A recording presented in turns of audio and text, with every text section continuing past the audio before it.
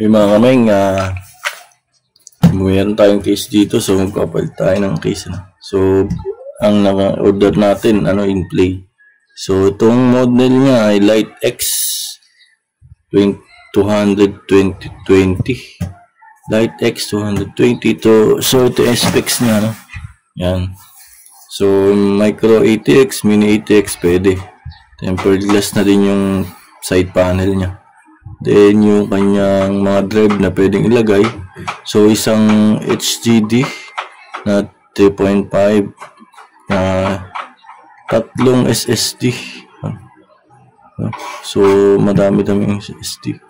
Then, yung kanyang pan 120mm, pwede.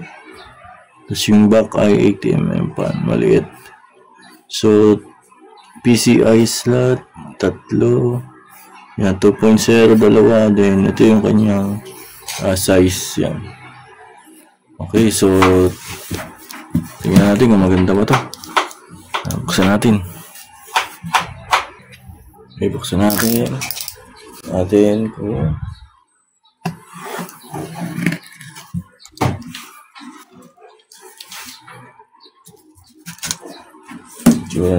So, nakita ko na sa picture, Yan.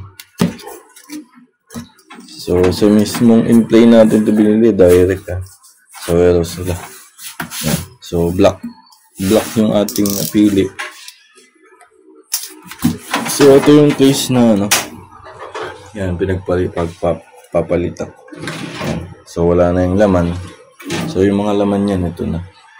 Yan. So, bago din yung power supply namin. Tapos, lipat lang natin dito. Okay? So, kung saan mabibili ito, yan, yung model niya, Light X 220. Nalalagay sa description kung saan ko siya nabili. Yan, kung gusto nyo din bumili. So, ito ay PC case na budget lang. Budget friendly, So, nasa to? 500 plus lang. Bago na yung case mo, naka-tempered glass ko lang. Okay. So, gagamitin ko sa piso nito.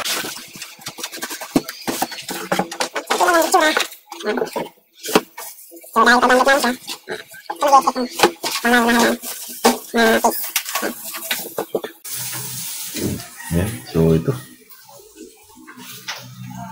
So, may UP lang, Yan yung nabili ko, may UP. So, lang may UP. Pero hindi naman ako gano'ng maarte. So, kung ibabalik ko to, ay matagal pa. So, okay na yan sa akin. Sa kunting UP lang, So, huwag lang basag yung panel. So, hindi naman siya basag. Palagay ko to acrylic lang lahat, Hindi siya glass. Hindi siya glass. So, mumurahin lang talaga siya. Ayan. So, yung power supply nasa taas. Yung parang siya, normal lang case. Then, may kasama pala itong pan, dalawang pan dito sa unahan. Yan, dalawa lang. Tapos dito sa likod, wala. Okay. Then, yung switch niya, ito. Hindi. Ito pala yung restart. Yung pinakang switch niya nandito. Sa harap.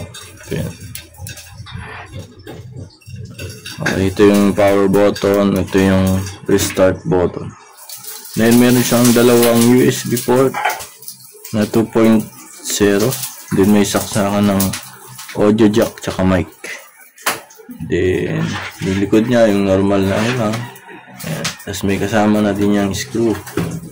Ayan. So, buksan natin. Ilalagay ko na din kasi yung mga PC parts nila. Matigas.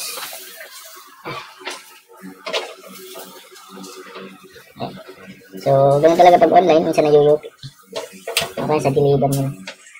Kahit nakabox pa yun. Madali kasi may-UP yung ganitong piece. Hindi na siya ibabalik kasi nga hassle pa. Hindi yan tayo mga konting naman yun, so ayan, hindi siya glass. ano lang ang tawag dito. Parang plastic at acrylic. Yan, fiber daw. Nagagalit pa yun. Fiber daw. Di, ikaw na, fiber. Tama ka naman palagi. So, ito yung kanyang cord, yung sa pro panel na switch LED, yung start. Tapos, audio, ito naman yung audio. Ito yung USB. Yan. So, ito yung kanyang loob. Ayan, tapos meron siyang yung pagsaksak module. Ayan, nakalimutan tawag. Tapos may pan siyang dalawa. Hindi ko lang sure kung RGB siya. Pero palagi ko RGB, nilaw yan. So, may ito yung kasama yung screw. Yan, it's sa motherboard. Then, yun lang. Wala lang iba. Oo, tapos may previous tayo. UP. So, itutuwid ko na lang yan.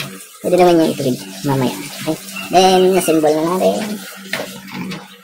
Pakita ko natin sa inyo paano mag-assemble. Yan. So, unahin natin itong IO shield o yung backplate na tinatawag. Dito gilid.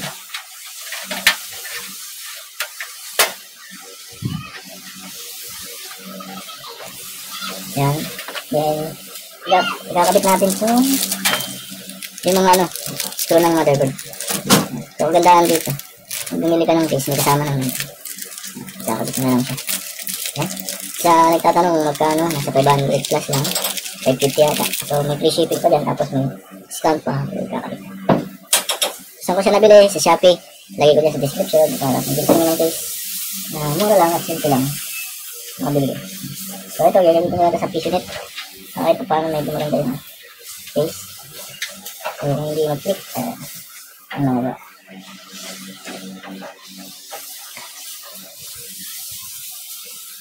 Kalit lang natin. Medyo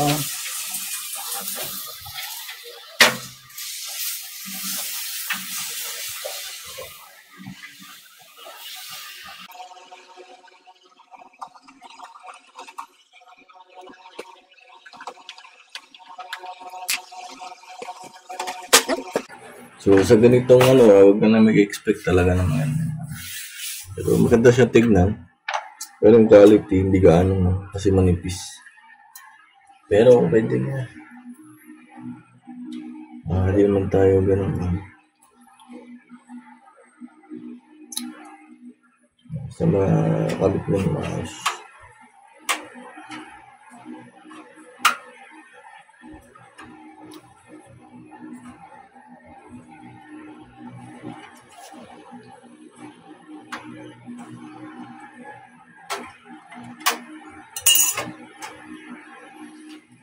And so, lagay ko itong video card na.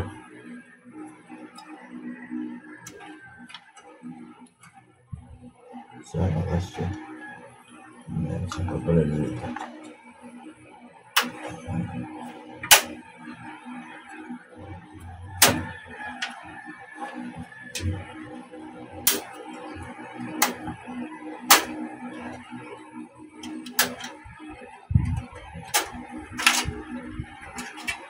Kasi isang plate para sa GPU. Wala naman yung GPU. Diba?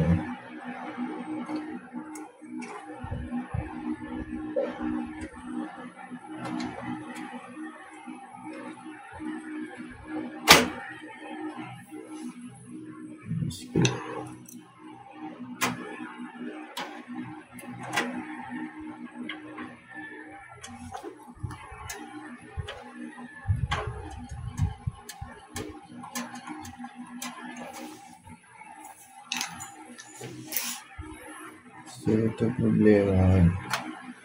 Ito nasa bag.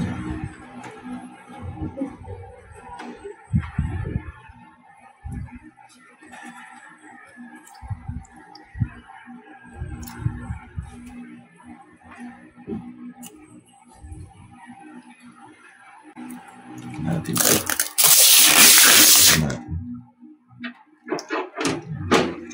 Hindi siya glass, ano lang.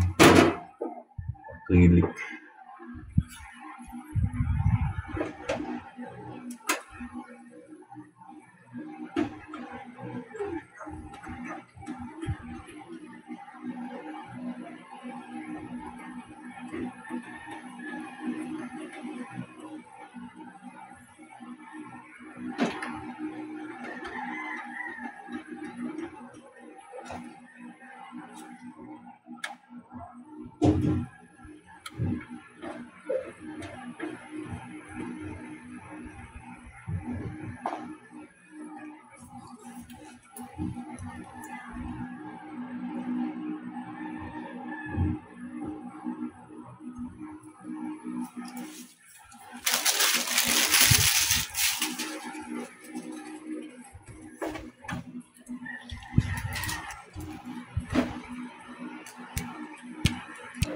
So, ayan, okay na siya mga kaming, ano. So, moment of truth. Tignan natin kung gagana na.